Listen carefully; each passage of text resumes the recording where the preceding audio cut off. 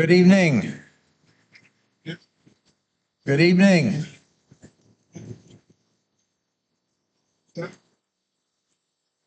Good evening. Good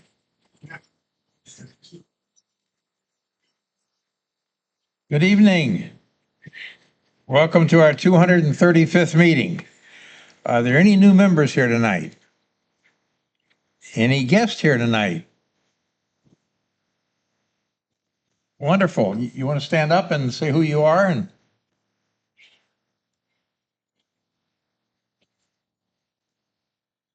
good. Welcome. We have two more in the back. Very good. Always good to bring your wife, that's for sure. Um, okay, we're glad to see you here this evening. By the way, Chip, stand up, Chip, has the ribbons for this current competition. So at the break or whenever, you can see Chip and he'll give you your ribbons. Be sure and check out the free table. We don't have anything on the for sale table tonight. That's unusual, but be sure and check out the free table. We'd like to see all that go tonight, if you can take it with you. If you do have any photography equipment that you're no longer using, consider donating it to the club. And we'll use it in our auction, which helps support the club. And we will be having another auction this month. Maybe. Yeah, I think we will. I've got the stuff already. I think we will. If any of you have prints or ribbons from any of the other competitions, they're at the training center. And you can just give me a call or email me, make sure I'm there. I'm usually there every day from 2 to 4:30, and you can come pick up your prints and your ribbons from either the F3C or DIPSEG. And tonight we'll have 7 door prizes, and I'll turn it over to Marcel, our Master of Ceremonies. Hello, everybody. Oh, thank you. Thank you. Thank you. Okay, first up, Malin Stacy is going to tell us about the Swamp Buggy report. That'll be fun to watch. I'm sure you got some good photographs. Yeah.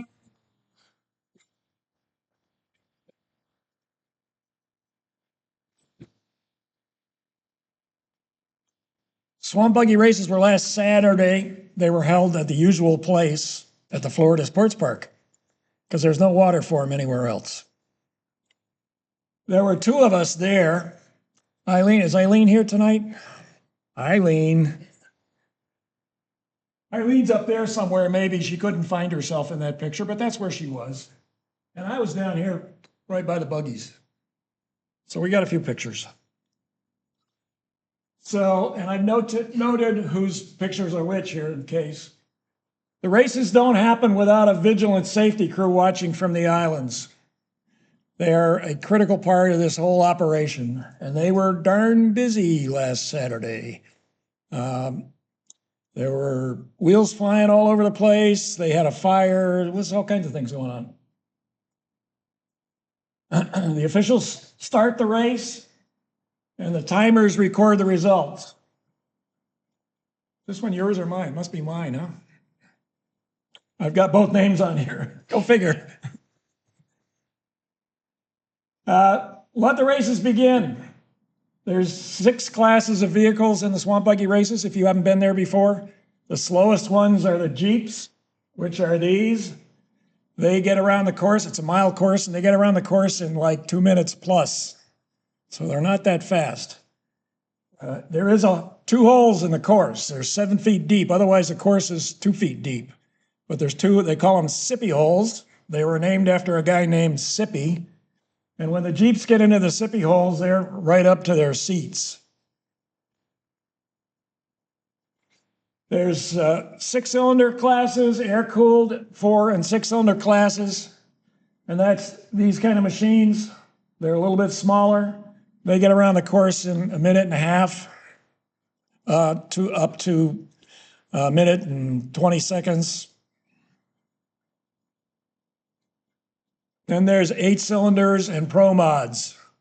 The 8 cylinders are generally big 8s, and the Pro Mods are the biggest 8s. They're as big as they can make them, and they get measured. They'll pull the cylinder heads off and actually measure the bore and stroke to make sure they're in class. And that's some of these that you see here.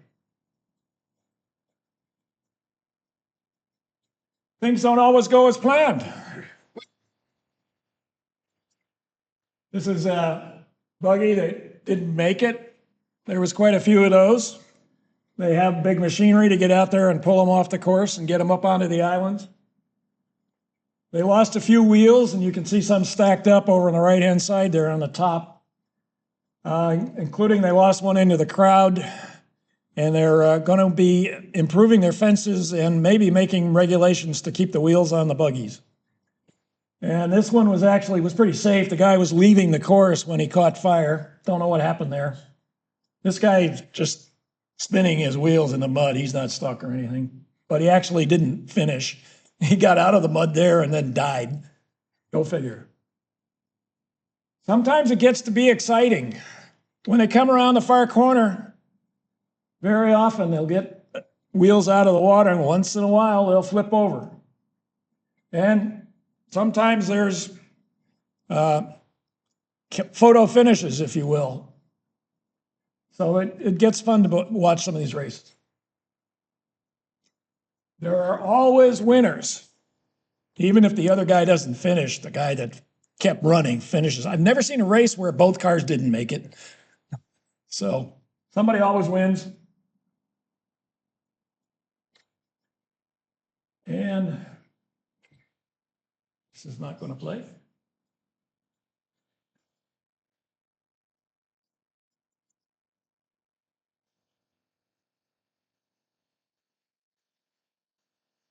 If you haven't seen a race before, this is what it looks like.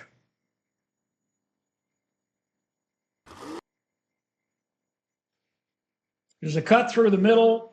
There's 2 islands, cut through the middle, and then they go around and turn to the right and go around twice.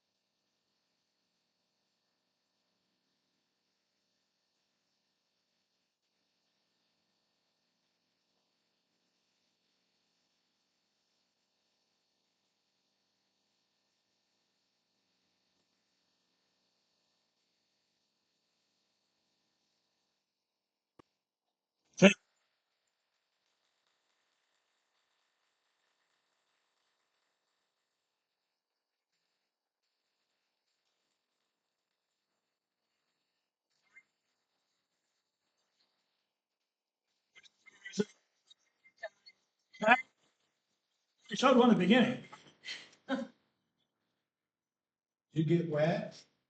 A little bit, yeah. Because He, you kind of ducked not, on that video. not because of the spray coming off the cars, but the wind was blowing towards where I was. So as they went by, I'd get the whatever was in the air. All right. Next up, it looks like Charo Flume, but I think Richard Tyndall's filling in for him. Is that correct? They're both here. Oh, they're both here. Okay, I see Richard Tyndall's name, so I.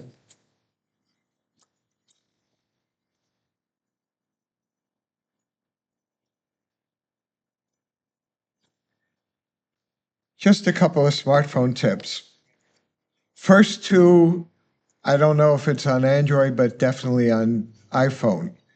There is a night mode that automatically comes on your phone. You'll see when it gets, you're getting into an area that it's dark. You don't see it during the day, but when it gets dark, you'll see like a little moon, a crescent moon. And within that crescent moon, there is a number. That number is how many seconds the phone needs in order to take the shot, all the way up to 30 seconds. So if you've got 5 or 6, obviously you got to support your phone. just so you're aware of that. And it's an automatic thing. Once you've taken a shot and you go in and you edit it within the app, an iPhone, within the Photos app, and you say, wait a minute, I don't like what I did with this. You can revert back to your original photo.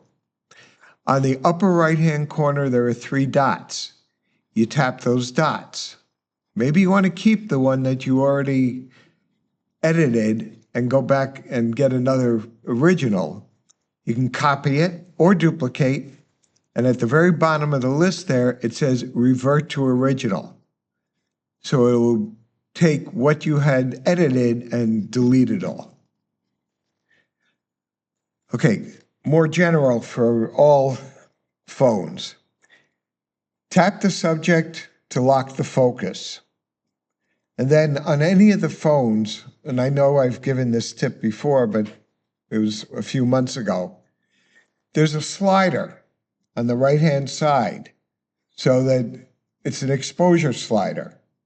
So you can raise it or lower it depending on what it is. You don't have to accept the automatic exposure that your phone does. Also, the phones have a portrait mode. As you're probably aware, you don't have to just use it for a portrait. Anytime you've got a subject that's got a good separation from the background, using the portrait mode will totally isolate the subject and kind of blur out the background for you. So whether you're taking a picture of food or whatever, you can do that.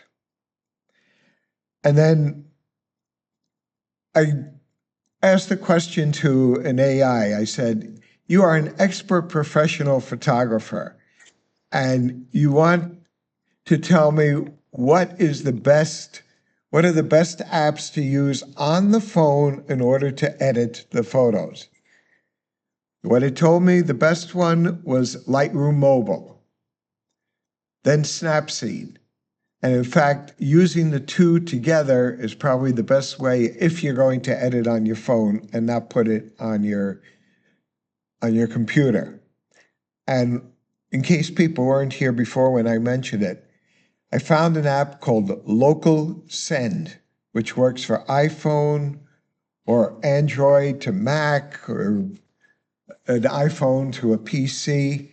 And what it does is it connects via Bluetooth. You select the photos you want, tell it where to go, and it just transfers it seamlessly. So it's very, very easy. I have never, trying to get from an iPhone to a PC has always been a pain in the neck. This thing makes it absolutely simple. Again, it's called Local Send. So you got to put the app on your PC or your Mac and on your phone. Any questions? Yes.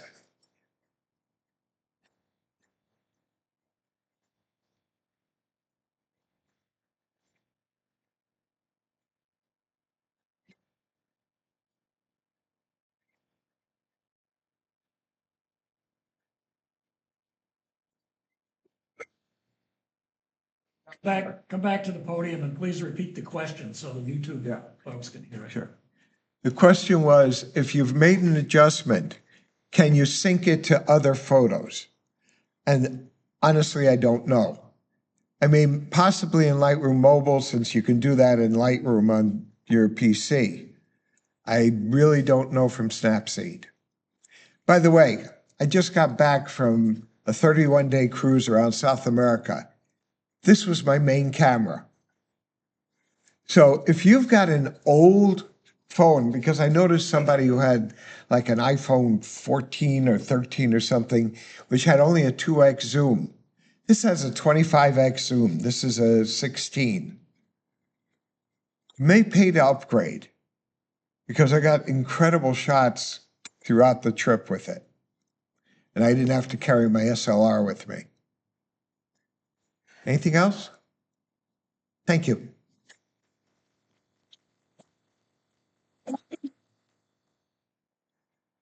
I would imagine that quite a few of us are using our phones a little more. I'm using my phone quite a bit as I travel and finding that I get some pretty nice shots with that telephone. It's amazing what cell phones will do. All right, next up, Richard Tyndall.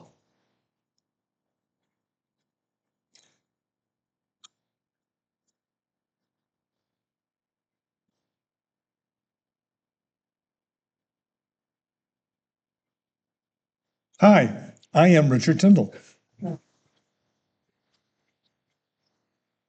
Three things on my agenda tonight. First off, for those of you who missed it, you really need to sign up for next year's conference. It was a rousing success.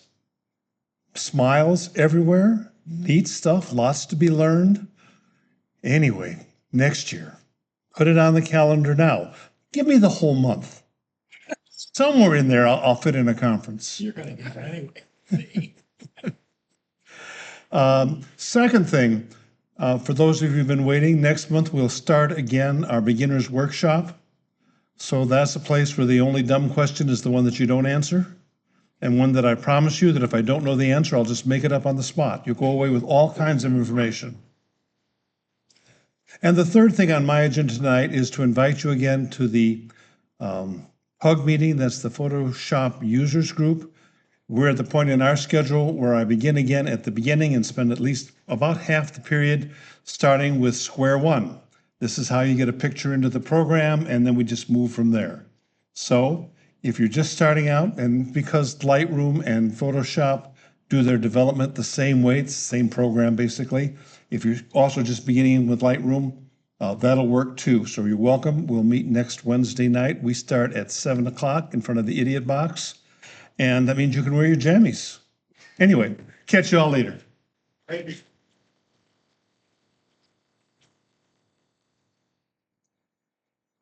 Okay, next up, we're going to have Gary Farber do an introduction of Susan Magnano on Zoom AI, Future of Photography. It's about a 50-minute presentation, and then following that, we'll have refreshments. So as you guys know, today we're going to be talking about AI and photography. If you're interested in learning more about me, you could go to my website at photouradventures.com. But I have a lot of information to cover and not much time to go. So Sunny, you're going to have to kick me off eventually. So let me get started. AI experts generally follow one of two schools of thought. It will either improve your lives enormously or it will destroy us all. So I wish I could see your faces right now and your hands to see which ones of you guys think this is going to improve our lives enormously or it's going to destroy us all. I think both sometimes. So let's dive in. Which one of these do you guys think is a real photograph? And if I could see you guys, I'd say, is it 1, 2, or 3? And I'd love to ask you guys, let you guys take a good look at it. Or out of these ones, which ones do you guys think is a real photograph? I wish I was with the live audience, but I'm just going to have to say a lot of you guys are guessing number 3 is real.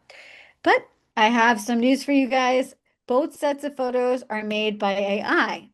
So if you can create technically a perfect image without ever picking up a camera, what does it mean to be a photographer now, right? These are kind of the questions we're all feeling. Like I can generate an image out of thin air that looks better than something I could have taken or something different than I would have taken. Maybe not necessarily better, but it would have taken me a lot of time to set up. So what does that mean for us as photographers? And I kind of want to lay this as the foundation to our thought process today, because I don't think we're finished. I think this is all leading in a good way. But a question I want to go back to is, in those photos, was AI there? No, they were not influencing the moment. There was no interaction with the subject. No one waited for the best light. No one changed anything by being present. In that moment didn't even happen. So I'm referring to those pictures of those portraits we were just looking at. So, I mean, I just want to reference that. Like, those moments didn't even happen. Images exist differently because you were there. And I want to put the people back into the photos because although it's fun to generate images, photographers still have a purpose. Life is different when we're there capturing it. When you're there, you're not just observing, you're interacting, you're responding, and you're influencing what happens. So never forget that. AI builds an image in isolation, but photographers are shaping it through interaction. So, with all that being said, I think AI is great as well, but I don't want to forget the photographer's part in photography. AI can spark creativity. In these pictures, I tried desperately to get AI to be wrestling with the photographer over the camera, but in the end, I had to give up and just end up with these two pictures. Thank you, Midjourney, for trying your hardest. This is the closest I could get to a photographer and robot wrestling for creativity. And maybe next week I'll be able to get it to do it, but this week, this is the closest I could get. But I would have never been able to capture an image like this with my camera, but using AI, it sparked my creativity to even think of such a thing. So nowadays, I incorporate AI into my workflow. I think about it and using it in my prep, in the way I capture, in the way I enhance my images, and the way we create. So let me dive a little bit deeper into that workflow. When I prep, I'm talking about curating in a creative, directive way. I use AI to generate mood boards, to define lighting, color palettes, and composition before even picking up my camera. So I kind of use it to brainstorm, kind of like the way we used to do with just Googling images, but now I use AI to help me create. And then when it comes to capturing, my camera already is filled with AI assistance. I'm using it for subject analysis, for tracking, for real-time optimization. These things are built into my camera, and I'm utilizing the features like autofocus to remove any technical friction. Lastly, step 3 and 4, I'm enhancing my picture with denoise and sharpening, and I'm also creating new images out of my imagination. So let's dive into that workflow a little bit deeper. Let's start up with stage 1, the prep. This is where you're the creative director and you're coming up with the vision. This is before I even start my photo shoot. I typically work with clients and I'll even send them some sample images if they ask for a mood board. I'm looking at lighting references, color palettes, wardrobe direction, composition. And I do this by using prompts. Again, lighting reference, color palettes, wardrobe, and composition. These are all kinds of things we can brainstorm and plan so we can even get more creative on site than we ever imagined. Here's an example. I'm speaking at B&H this Tuesday, and I'm doing a workshop on creative lighting. So, I have my go-to creative lighting sets up, but I thought, let me see what other ideas I could generate that would be something I would have never even imagined. So like the bokeh behind this model or the bicolor lighting with the red and the blue. Originally, I always thought about bicolor as left and right, but even doing top and bottom, I thought that's really interesting. Now, some of these things may not even be possible, like that's the thing about AI generation, they're cool, but maybe physically they're not possible, but they are there to plant a seed in my brain to spark my creativity before I even get started. And the bottom pictures are about posing. There's some poses after a while I get bored of doing the same poses. I thought, what could they inspire me to do? And I did this with the mood board in Firefly. If we have time, I'll show you guys how to set that up. Here is in Midjourney. And I did the same exact thing. I looked up bicolor lighting portraits. I looked up female posing for studios. And again, I looked up some more female poses. So again, I'm just kind of thinking of ideas. And I have these on my ready on my iPad if I get stuck and I'm looking for ideas. Or I'll show them to my client and say, hey, why don't you try posing like this? Moving on to the capture. Stage 2. We're talking about execution for frictionless shooting. So AI features are already built into our cameras. It's amazing. We don't even have to think about it. And if you have a new camera, that means more AI is built into it. So think about the AI in your camera. It's like an invisible assistant. There's the autofocus tracking, there's the computational photography, there's the low light performance, and these are all working behind the scenes. So I shoot Sony, and with my Sony camera, it has the most amazing eye autofocus. I'm able to focus on humans, birds, cats or foxes, eagles, butterflies, which I've never done. I mean, I don't know why. I mean, I feel like I photographed butterflies and I never tried the butterfly focus. So I have to remember that next time. But maybe it's because I don't focus on shooting butterflies too often. trains and cars, and also planes. So, I mean, you can focus on a lot of things here. And what it does is it finds the eye when you have it on this mode, and it'll track it. It's amazing, especially when I'm doing a safari out in Africa. It's able to land that eye, focus on the lion, and I'm able to track it, and I don't miss it by focusing on the tree behind it. So if you guys aren't using or don't know how to use your AI focus in your cameras, take a look and let me know if you use Sony. I'll try and help you out. Computational photography is also something that's built into our cameras, using software and AI to combine multiple pieces of data to combine a single image. That's what computational photography is. So it's not really recording reality, it's actually constructing it. Here is a slide from the AI Apple phone launch, or actually just the Apple phone launch, and it's showing you all in one click. It's taking all these combinations. So it's getting an auto exposure, a white balance exposure, autofocus, noise reduction. And it puts it all into your phone photos. So if you ever look at your phone photo and you compare it to your one on your camera and you think, what the heck? How come this looks so good? It's because your phone is the best technology in it. It comes out every year, and it's using computational photography to create images like this. So that's why it looks better, because it's doing HDR. It's doing all these things all at once to create one image that looks amazing. Now, you can do this on your camera. It just takes a little bit of time. One other computational feature that someone had just spoken about was the night mode on your phone. So when I set my cameras up here, this is like about like $10,000, actually probably $20,000 or more of camera equipment photographing the Milky Way core. And we need long exposures. We need the highest technology. Now, granted, this picture is like maybe 3 years old now. The phone could probably do a better job, but you can see the Milky Way core here. And I wasn't even on the tripod. This is just holding my camera, and it did a 10-second exposure. Now, when I say 10-second exposure, it actually didn't take 10 seconds of exposure, because the iPhone and probably the Android, I apologize for not knowing it, does 1 second increment shutter speeds, and it just stacks them together. So that's why the quality is able to see, because it's taking 1 second and building it together for over 10 seconds. And if you put it on a tripod, 30 seconds to create this picture. So that is like a really good way of understanding computational photography, because your phone is doing it all the time. And if anyone has questions, feel free to jump in. I like this to be interactive. Moving on. Oop, moved a little faster. So there's also cameras like the Olympus or the OM system that only shoots 20 megapixels because it's a micro four thirds camera. But they have features like pixel shifting that allows it to be 80 megapixels by combining multiple images to create a bigger megapixel picture. And I think other cameras do this as well, but that's a way of increasing your megapixels with this pixel shifting technique.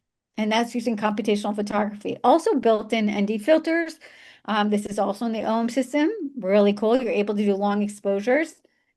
And not by doing a long exposure, by blending multiple pictures together.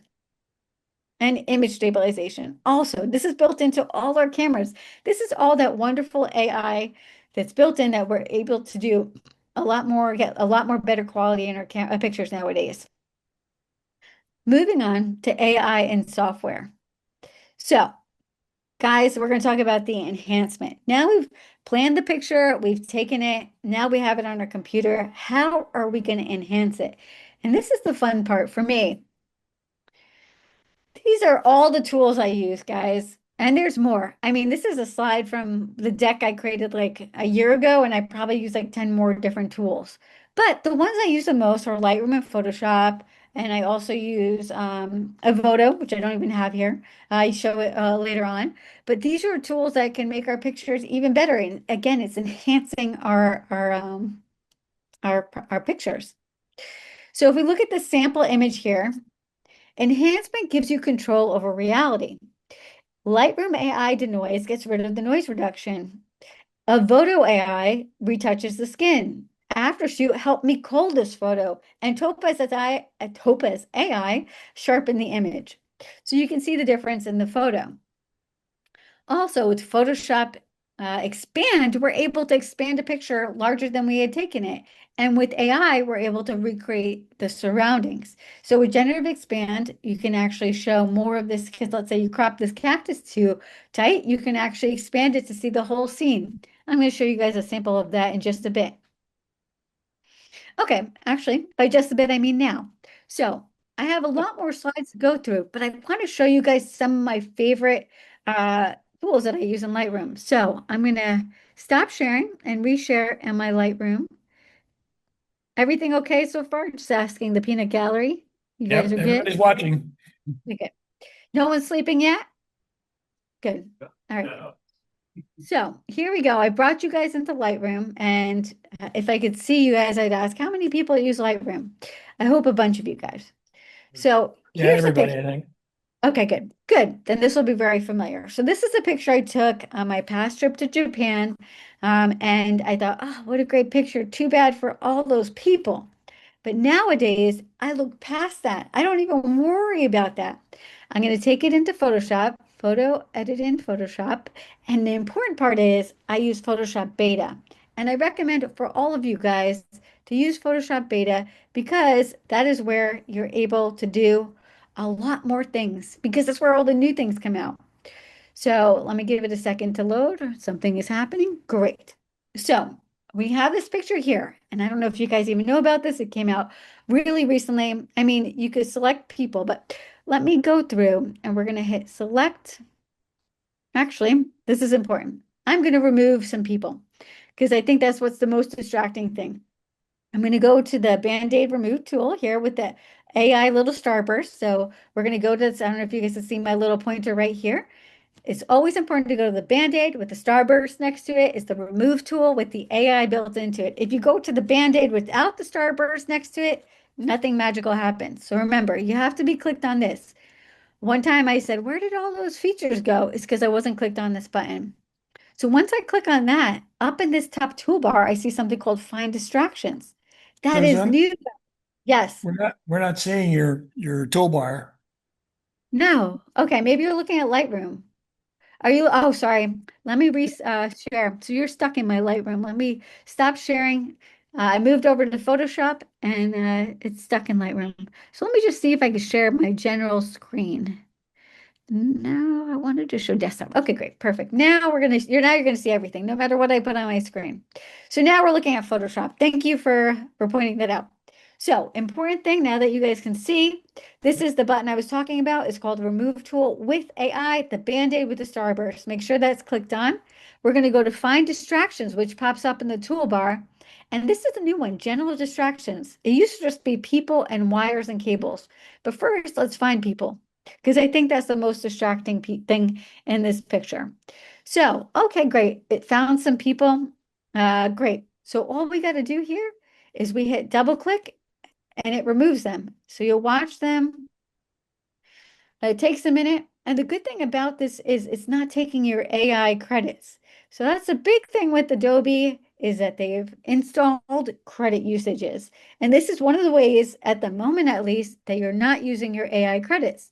Now, if we bring things over to Firefly and all these other things, then you have to watch and make sure you're not just using all your credits on something that probably wasn't that important to you in the first place.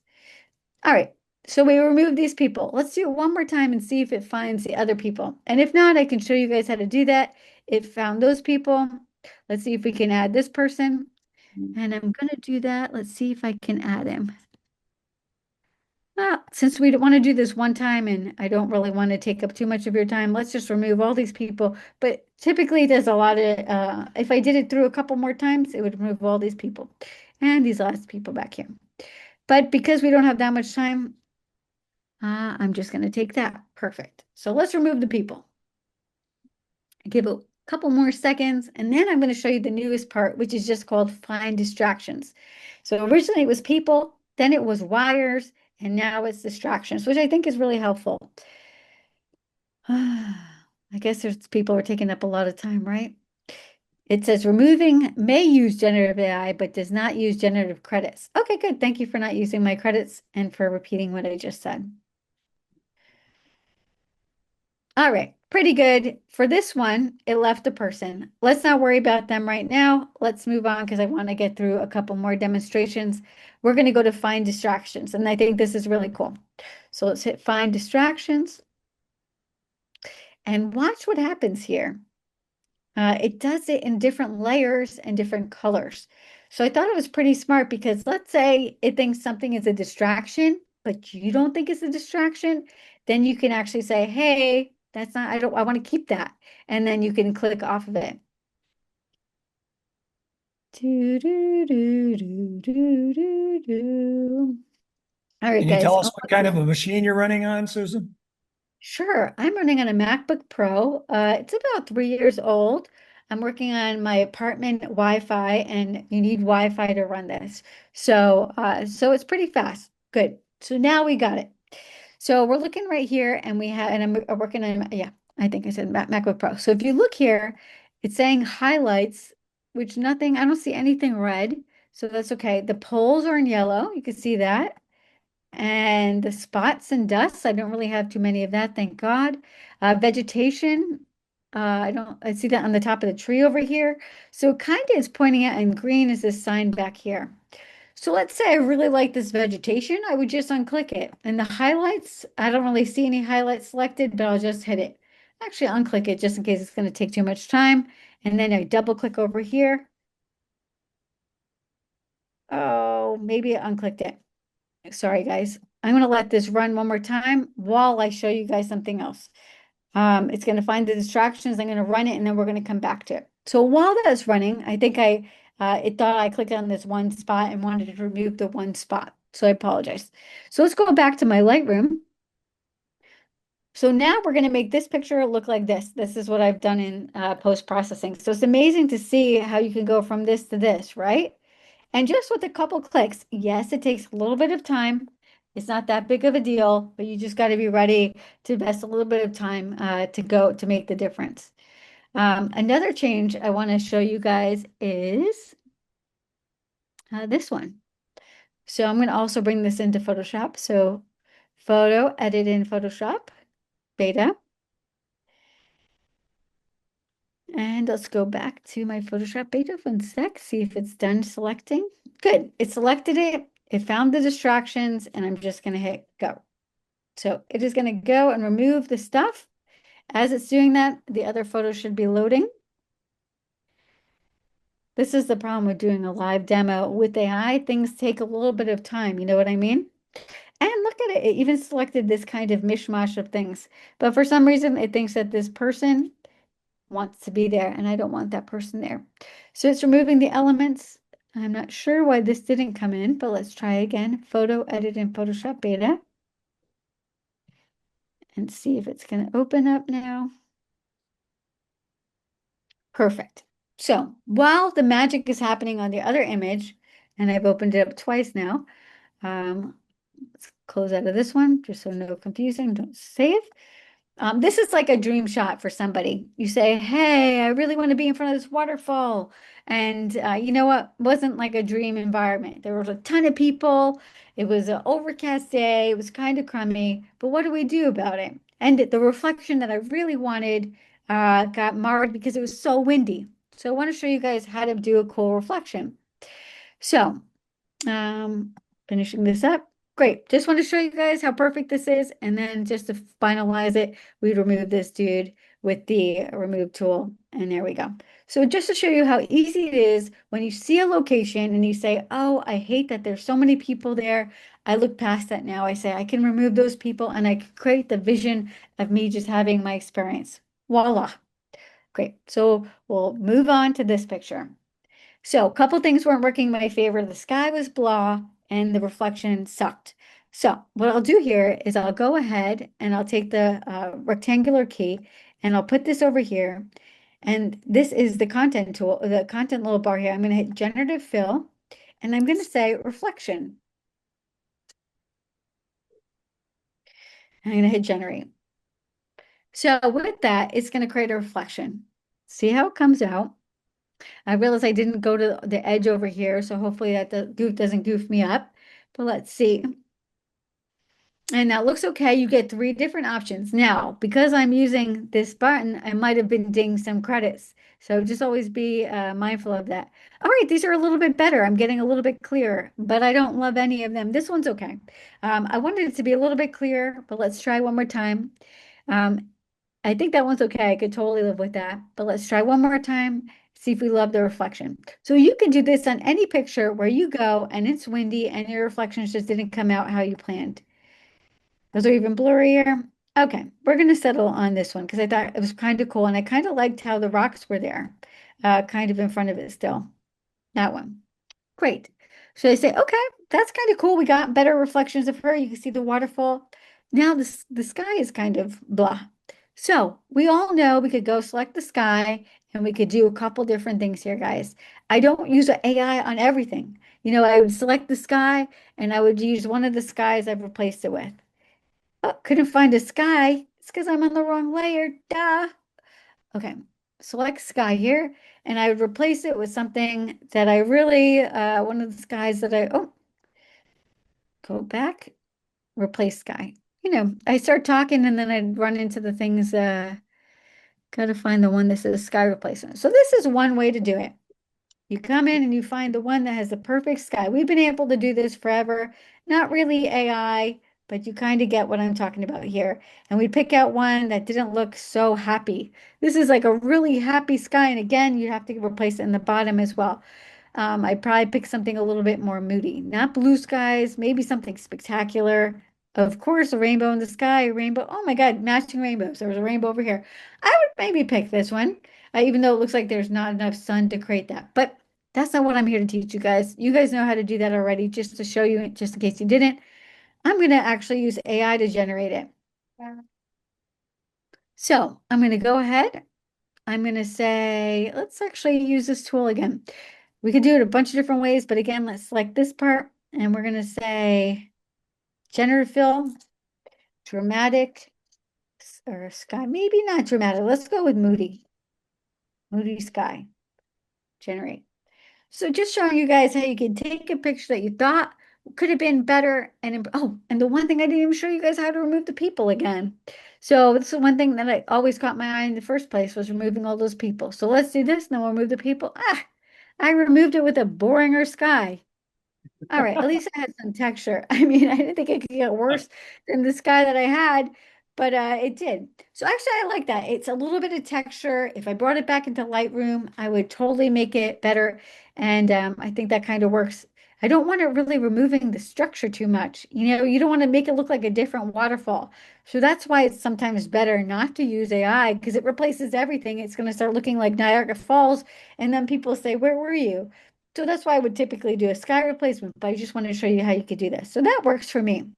The last thing we're going to do is go back to the base layer, background layer, and we're going to find those people. Remember, go to the Band-Aid tool over here, find distractions and find the people, and we're going to remove those people. So now we look like we're going to hit return, and now it's going to look like the dream shot where we're at the only people at the waterfall. We're having nice reflections and we got a moody day here in Iceland. So it's going to work on it while we move on to a different picture. So how you guys following what I'm saying so far? Yeah. These are all the questions? things that you to do to enhance your photos without going crazy with AI. Because for me, I love AI, but I love using it to enhance what I've already taken, not necessarily generate something brand new. There we go. No people. Perfect. And if we didn't like that, I think we're okay. I think that looks pretty good. I think there's a rock or something over there, but I'm okay with that for this demonstration. Any questions? What about the reflection? Yeah, the reflection. Meaning you want the sky to have that blue color? Yeah. Yeah. That's a good question. I'm sure I could replicate it. We could do that. I mean, right now I feel like it looks like it kind of works because the sky doesn't have a big thing. Typically what I would do is I would take, this and be like, okay, I'm going to put this over here and I'm going to duplicate it. I'm going to transform it. I'm going to spin it around. And now I have the sky here and I'm going to put it over here. You know what I mean? That whole thing of a jig. I took the wrong layer. So obviously that's not going to work. But yes, I think you could do that. Maybe you could get AI to do that. Let me remove this crazy layer I just created. But yeah, I think it kind of works for this demonstration, but you're right. If the sky was radically different, then you'd have to AI that into the scene or do a duplicate and superimpose it. Good question. That's a little bit going to take me too long to perfect it in our little window when I have so much to show you guys. So going back to my Lightroom, but I like that question. Thank you. She Not did going to it do that. like to the sky, so didn't know that it was reflecting. Yes. Question? Sorry, I heard some talking. Okay, good. So now that we did that, I want to show you something else that's new, also new in Photoshop, is I'm going to bring this picture into Photoshop, edit in Photoshop, and then I'm also going to bring this Icelandic picture. Okay, we're back in Photoshop, and let me just bring this one just in case. No.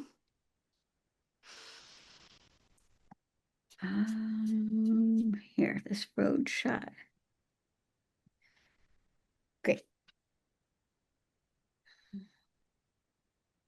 Great. So I'm bringing two pictures into Photoshop, and this is new. Like I think it came out this month. Is rotating an object. And at first I thought this is kind of gimmicky. What are you talking about? I don't get that impressed that easily, but in the end, I thought it was pretty cool. So what we're going to do is we're going to use this squared button over here. That's the object selection. We're going to click on the car. We're going to use the Control T, transform. Now that we did that, oop, I made a mistake. We're going to do a duplicate layer. Sorry. So duplicate the layer first. Now when we hit Control T, so what I did was, I think I went too fast for you guys. Let me back up a little bit, guys. Sorry, I got excited. So we have this car. We're going to go to select object, which is this button over here. We're going to press the Susan? button. Yes. Can you either turn up your mic level or talk closer to it? Yes. Can you hear me now? Yeah. Okay. Okay. Okay. So what I did was I selected the car, and now I'm going to hit the create a second layer, which if you look on the lower right, I'm going to make a duplicate of just the car. Great. Now I'm going to go to Control T, and I'm able to rotate the car. Watch this, guys. I know it says it uses 8-bit channel. I have a 16-bit photo. It's okay. It's not a big deal. But I'm going to hit Control T. Oop, it's preparing the object to rotate.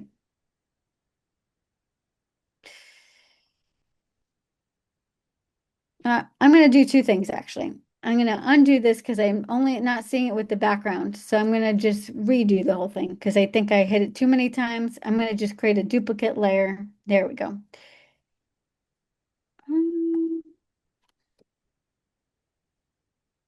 Okay, now I'm going to do the car. Sorry, just want to get it right for the demonstration, guys. Now I'm going to hit the select object. Now we're going to do a duplicate layer of this, so now we can still see the background. Perfect. Now we're going to hit Control T. We got the car, and I'm going to hit rotate object. It says again, it's only 8-bit. All right, maybe it'll be 16-bit sooner. I hope so. Now it's preparing the object to make it rotatable. All right.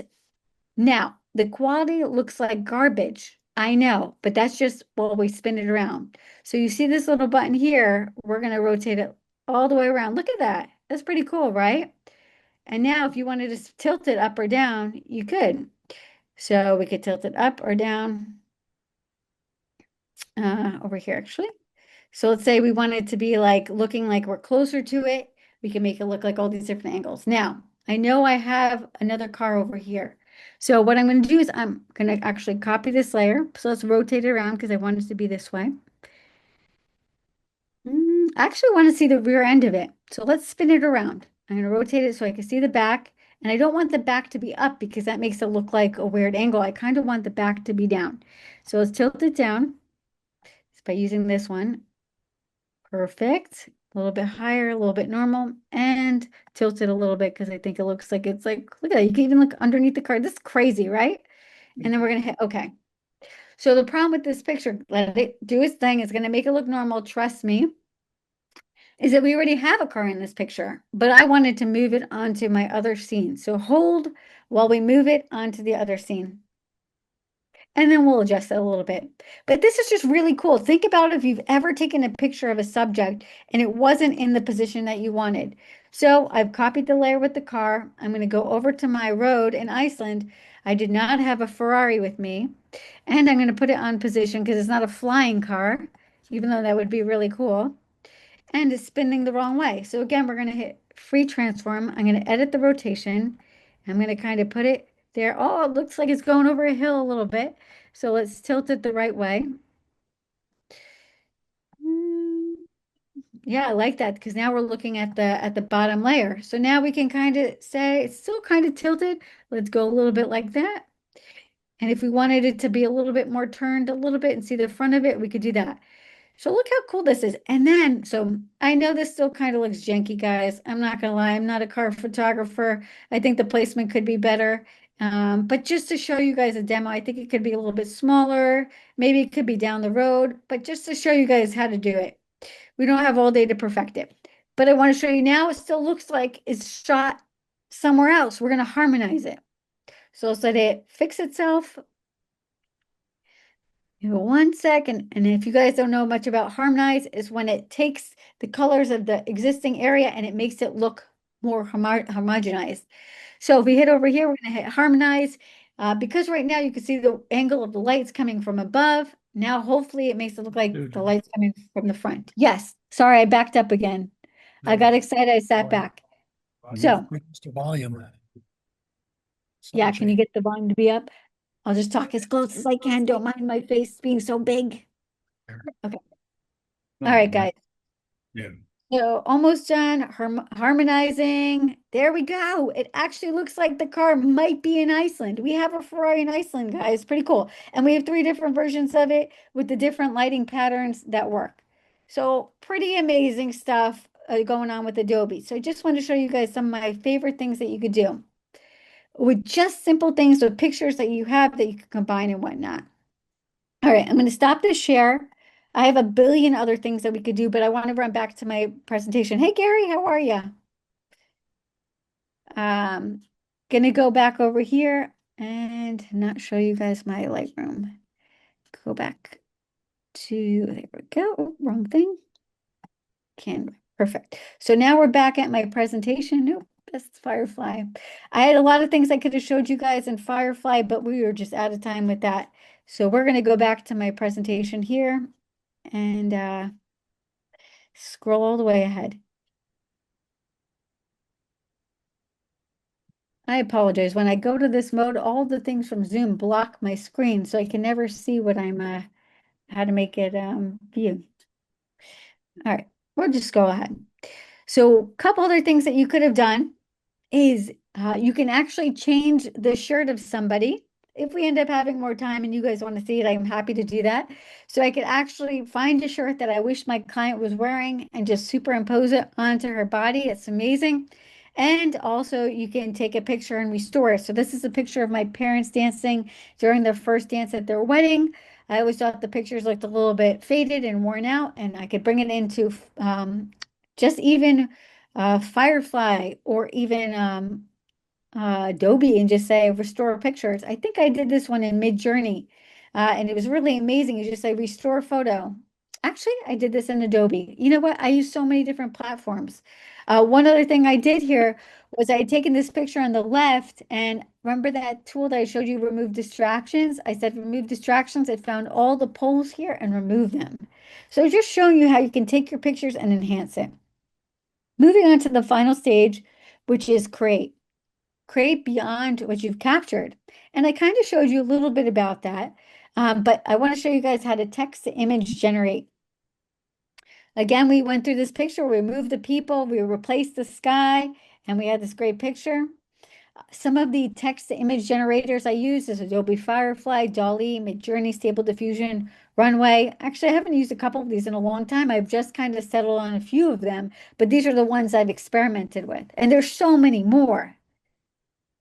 When I Googled, or sorry, Google is so past tense. When I put in Midjourney, what does the future of photography look like? This is what it shared with me. And I was hoping it would look more like this. More like I take a picture with some glasses and I'm not carrying around this heavy equipment, right? This is what I hope it looks like. But you know, we're all kind of figuring out what the future of photography looks like. And is it creating images like this? Now, this isn't a photo for me. This is what I like to call digital art. It's amazing that you could put in a prompt and get something like this, or like something like this. You know, so Midjourney, if you guys haven't been using it lately, now can make an image turn into a video. And I love that. And that's one of the key ways I use Midjourney and AI for, to take a photo that I have. And this one is a photo I took. Beautiful light painting pictures. If you guys don't know me, I'm known because I love to light paint. And this is from a Death Valley workshop I was doing. And we had a model go stand out on the playa and we would dance around her with lights. I always love this, but by bringing it into Midjourney and asking it to turn it into a dance, I was able to create an image like this where my model danced around and created this motion. Now the quality looks okay. If I really wanted this to be something I cherish for the rest of my life, I would put it in Firefly or one of the Nana Banana and put it in and use a little bit of credits or pay the money to make it the best quality. Because I think that they some of the generators are a little bit higher quality than others. And it's, even in Firefly, there's using Firefly and then there's using their partner brands like Nana Banana and like Vio, you know, and then you pay like 500 credits, which I accidentally did recently. And I said, what did I just do? So be careful when you go to those video generators that you are aware of how many credits you could spend on a video that you may not even like. But that's what's fun about this is I'm able to take one image that I loved and make it into something cool. Here's another one. So I just did this presentation with this guy. He dresses up like a robot. His name is Critical Mask. He's amazing. But now I'm able to make him look like he's dancing and like he's light painting. And I love this. I could never do this with my photography, but now I can make this really cool video. So I think it's cool to explore all this new technology. Even by taking this dog, I'm able to put my neighbor's dog into really cool AI background. So that's like a whole nother profession. Is like making cool portraits with people's pets with using AI. I have a client who just learns to do that and does that now for her friends.